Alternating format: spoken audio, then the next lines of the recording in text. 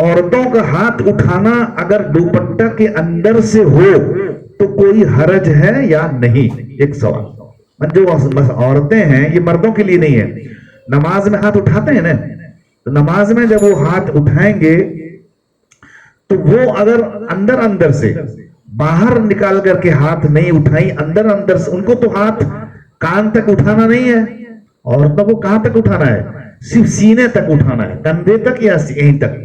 تو اس کو اگر اندر جو پہنے ہوئے ہیں دوپٹہ اوپر سے، اس کو اگر اندر سے ہاتھ اٹھا رہی ہیں، اس کے کان کا کوئی مسئلہ ہے ہی نہیں، ایسے ہی اٹھا کر کے اگر ایسی بات، ان کو تو سینے کے اوپر باندھنا ہے، ان کو جو نیت باندھنا ہے وہ سینے کے اوپر باندھنا ہے، اور وہ بھی جو ہے ایسا جیسا مرد باندھتے ہیں ایسا بھی نہیں ہے۔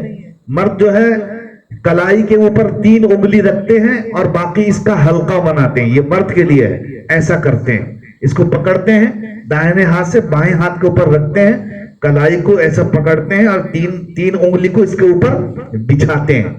بہت سارے حضرت اس میں بھی غلطی کرتے ہیں، وہ کیا کرتے ہیں؟ ایسے پکڑ لیتے ہیں، بس ایسے پکڑ لیتے ہیں، یہ سنت کے خلاف ہے، مگر یہ مردوں کا ہے، عورتوں کا نہیں۔ عورتوں کو پکڑنا نہیں ہے کلائی کو، عورتوں کا صرف بائیں ہتھیلی کے اوپر دائیں ہتھیلی کو صرف رکھ دینا ہے، ایسے، بس ایسے ہی۔ تو سوال اس میں یہ ہے کہ عورتوں کا ہاتھ اٹھانا اگر دوپٹہ ہو یا اوڑھنی کے اندر سے ہو تو کوئی حرج ہے یا نہیں؟ کوئی حرج نہیں ہے، بلکہ ان کو ویسے ہی کرنا چاہیے، ہاتھ کو باہر نکالنا نہیں چاہیے۔ اگر انہوں نے ہاتھ باہر نکالا، اس تو ہے ہی نہیں، اگر نکالا تو خیال کرنا چاہیے جیسے ہاتھی نظر آئے، بس یہ حصہ نظر نہ آئے، یہ حصہ نظر نہ آئے، فوراً ہاتھ نکالا اتنا ہی، اور اگر نظر آ گیا تو جلدی سے جو ہے وہ نیت باندھ کے، کیونکہ اگر 2 سیکنڈ دیر ہو گیا، میں بتا دیا 2 سیکنڈ اگر دیر ہو جائے گا کھلا ہوا، کیونکہ یہ سطر ہے، ہمارا سطر نہیں ہے مگر ان کا جو ہے سطر ہے، وہ چاہے بوڑھی ہو چاہے جوان ہو چاہے بچی ہو، سب کے لیے، یعنی جو بالغ ہے، بالغہ بچی ہے، سب کا بدن جو ہے، 80 سال کی بوڑھی وہ مت سوچے کہ میں تو بہت بوڑھی ہو گئی 80 سال لہذا میرا کان کھلا رہنے سے کوئی حرج نہیں، ایسا نہیں، عورت ہے، بوڑھی ہو جانے سے بھی وہ کیا ہے؟ عورت ہی ہے۔ تو لہذا سب کا مسئلہ، سب عورتوں کا مسئلہ وہی ہے کہ اس سب کا ڈھکا رہنا بہت ضروری ہے۔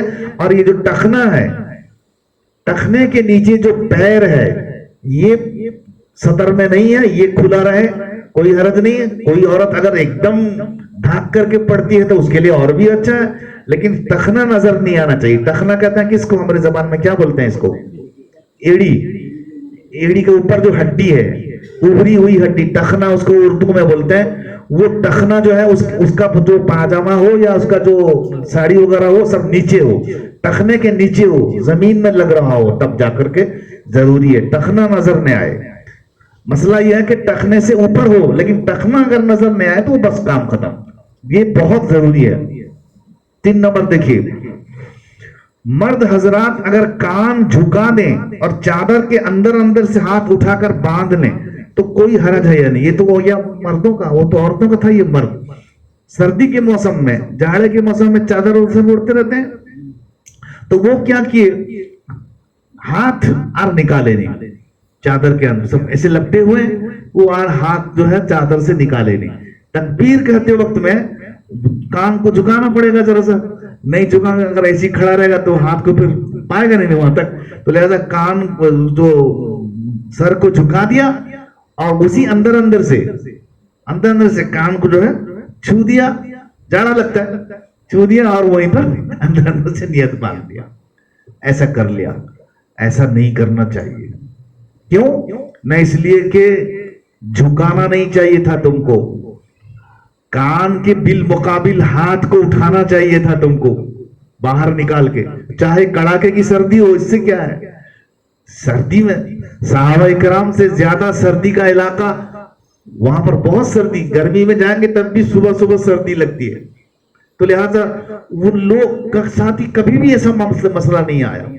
سب سے بڑی بات یہ ہے کہ اگر ہم ایسا کریں گے تو سنت کے خلاف، سب سے پہلی چیز سنت، ہماری نماز اگر سنت کے خلاف ہوگی کبھی بھی وہ نماز سے ہم کو ثواب نہیں ملے گا۔ نماز ہو جائے گی، यही सूरत में देखिए नमाज हो जाएगी। अगर कोई झुका करके इस तरह से चादर के अंदर से लेकर के नमाज की नियत बांधता है, नमाज हो जाएगी। लेकिन नमाज मकरूह, तो हम नमाज को मकरूह क्यों करेंगे?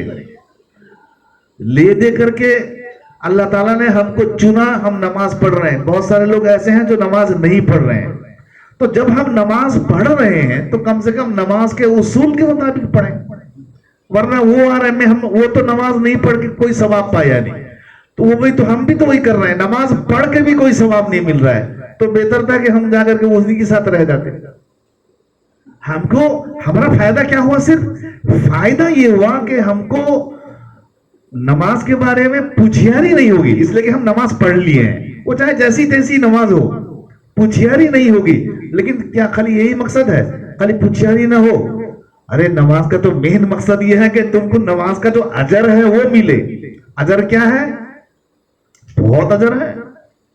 नमाजी की पेशानी में नूर, नमाजी जब वो ये नमाजी मतलब वो नमाजी नहीं जो ऐसा करता है, वो नहीं। ये जो नमाजी है वो जब सजदा करेगा ना, अल्लाह के दोनों पैर के दरमियान सजदा करेगा। सजदा तो सब करते हैं, लेकिन ये चीज जो है वही नमाजी को मिलेगी जो नमाजी सुन्नत के मुताबिक हाथ उठाया होगा। जो नमाजी सुन्नत के मुताबिक हाथ नहीं उठाया होगा वो अल्लाह ताला का नजदीकी और कुर्ब सजदे में नहीं पाएगा। क्या फायदा? इसीलिए नमाज पढ़ें, सुन्नत के मुताबिक पढ़ें। ये तो एक सुन्नत में बताया, नमाज में और बहुत सारी सुन्नतें, सबको सुन्नत के मुताबिक कोशिश करनी चाहिए। रुकू भी हमारा सुन्नत के मुताबिक, आस्ते आस्ते आ जाएगा सब। एक दिन में तो हो सकेगा नहीं।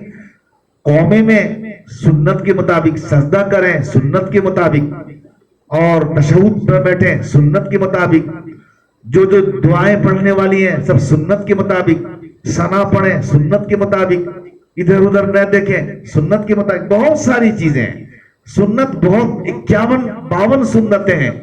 आदमी वो सब पर जितनी सुन्नतें हैं वो सब पर कोशिश करे कि मैं उस पर अमल करूं। मर्द के लिए और औरतों के लिए, दोनों के लिए है। लेकिन सुन्नत सुन्नत में फर्क है। तकबीर तहरीमा कहते हैं इसको। तकबीर तहरीमा का सुन्नत तरीका औरतों का अलग है, मर्दों का अलग है। मैं दोनों को जो है वाज़ेह कर दिया। अब देखिए 4 नंबर में औरतों की नमाज में खड़े होने की क्या कैफियत है। देखिए मर्द के खड़े होने की कैफियत अलग है, औरतों के खड़े होने की कैफियत अलग है। मर्द खड़े होंगे कम से कम 4 अंगुल का फासला होना चाहिए, किसमें? दोनों पैर में। और जो मोटे आदमी हैं ऐसा भी खड़े हो सकते हैं, क्योंकि मोटे आदमी अगर ऐसा खड़े होंगे उनको परेशानी होगी। वो पैर वो उनका तो ये लगेगा नहीं यार, उनका तो जान जो है वो खड़े होकर दिखाए कैसा, बहुत परेशानी। 1 सेकंड 2 सेकंड खड़े होकर फिर बैठ जाएंगे। इसलिए शरीयत किसी को परेशान नहीं करती है। ये जो कहा गया है कि कम से कम 4 अंगुल रखो, है किसके लिए? जो वैसा रख सकता है। हमारे जैसे आदमी हमें आराम से 4 अंगुल का फासला दे करके दोनों पैर में खड़े हो सकते हैं। हर आदमी अपना अपना फैसला कर ले। जो आदमी ऐसा खड़ा हो सकता है उसके लिए सुन्नत है कि वो ऐसे ही खड़े, ऐसा मत खड़ा हो, ऐसा मत खड़ा हो। बाज लोग हैं ना गैर मुकल्लिद, वो बिल्कुल ऐसा खड़े हो, वो पैर लाके आपके पैर को मिला देंगे, वो पैर ला करके आपके पैर को मिला देंगे। क्या करेंगे?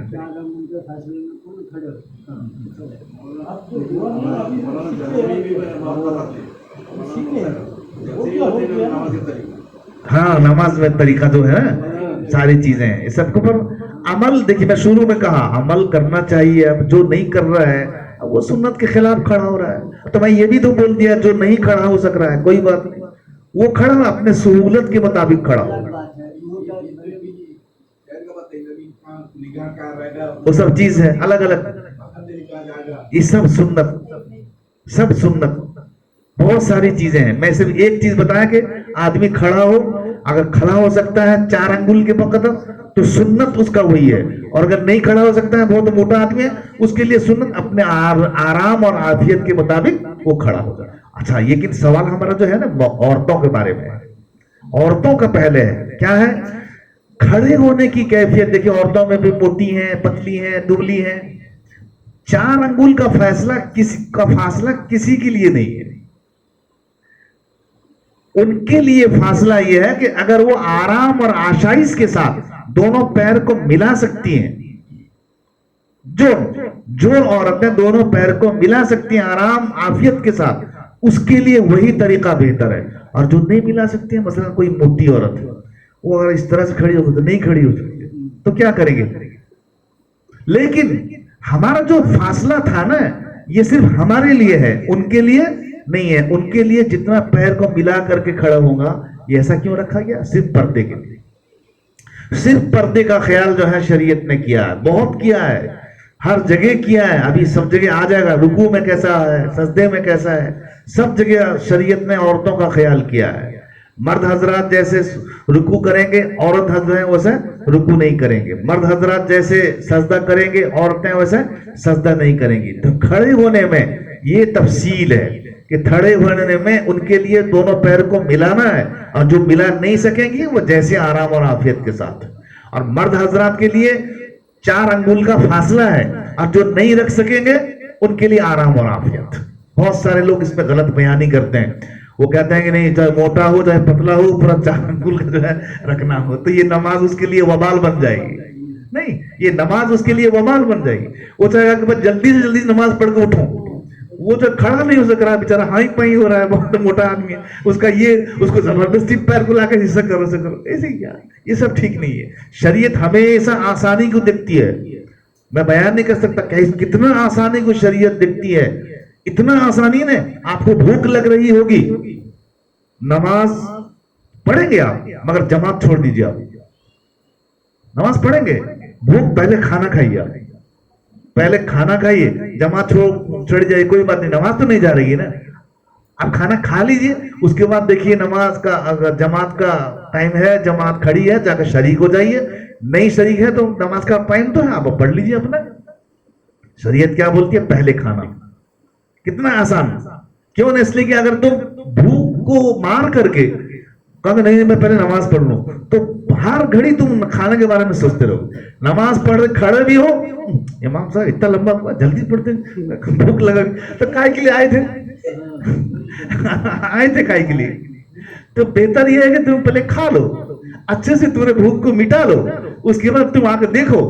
اگر 2 رکعت چلی گئی تو چلی گئی ہے، ثواب ملے گا. تم 2 رکعت چلی گئی تو کوئی بات نہیں، 2 رکعت شامل ہو جاؤ، 2 رکعت پڑھ لو. اور اگر 4 رکعت بھی چلی جائے کوئی بات نہیں، 4 رکعت پڑھ لو. یا اگر کوئی 2-3 آدمی اور ایسے ہی مل جائیں، بھائی آؤ جو ہم جماعت کر لیں گے، چلو مسجد میں دوبارہ جماعت ہوگی نہیں، چلو ہم نے کسی کے گھر میں یا صحن میں یا کہیں خارج مسجد ہے کہیں پر، یا تمہارے گھر میں چلے جاؤ، ہم نماز پڑھ لیں گے. تو یہ زیادہ اچھا کام ہے. اس کام سے بہتر وہ کام نہیں ہے کہ بھوک کو مار کر جا کے نماز میں شریک ہو گئے. ارے امام کو گالی دے رہے ہیں، آج ہی تو سے پڑھنا تھا اتنا لمبا لمبا، کبھی تو اس کو پڑھنے کا موقع نہیں ملا.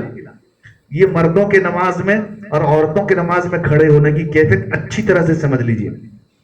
محفل سجی ہے آ گئی، مان